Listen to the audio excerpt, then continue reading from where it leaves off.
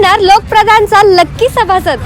दैनिक लोकप्रधानच्या 9व्या व तसेच लोकप्रधान न्यूज चॅनलच्या 5व्या वर्धापन दिनानिमित्त आम्ही घेऊन आलो आहोत लकी सभासद योजना। सभासद बनून जिंका लाखोंची बक्षिसे। चला तर मग सहभागी होऊन सदस्य व्हा आपल्या हक्काच्या लोकप्रधान सोबत। यामध्ये तुम्हाला मिळणार पहिला बक्षीस 10 ग्रॅम सोने, दुसरे बक्षीस 2 व्हीलर मोटरसायकल आणि तिसरा बक्षीस लॅपटॉप। याची सभासद फी फक्त 100 रुपये आहे। अधिक माहितीसाठी खाली दिलेल्या नंबरवर संपर्क करा।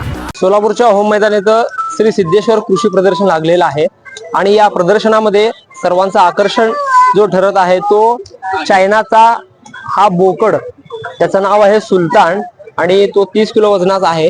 नेमकं या बोकड्याविषयी काय माहिती आहे जाणून घ्या, त्यांचे मालक आहेत। दादा काय नाव, कुठून आला तुम्ही? आम्ही सांगलीहून आलो। काय नाव?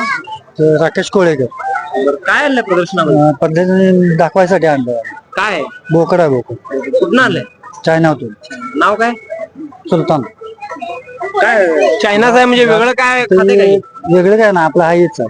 म्हणजे काय जसं की वैरण, हा नंतर पेंट, मक्का, म्हणजे जसं देशी बोकड शेळी खाते तसंच। हा, ह्याची काय वैशिष्ट्य आहे दिसायला? म्हणजे दिसायला चांगला दिसतोय।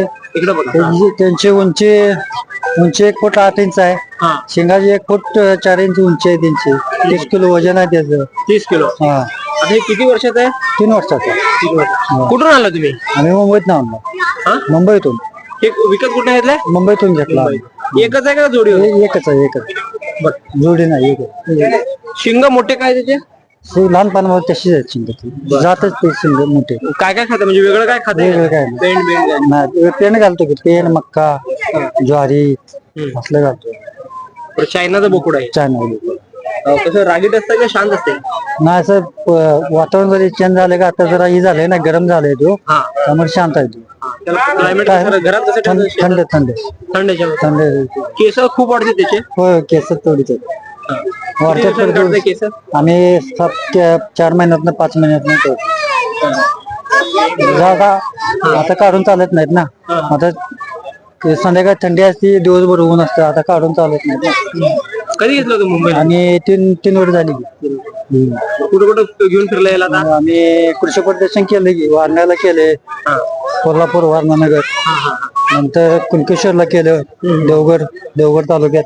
त्याची हाईट एवढीच असते का? एवढीच आहे। आता इथं आलोय, सांगलीला केलं, एवढंच। ठीक. इथून पुढं कुठं असेल तर तिथे जाऊ।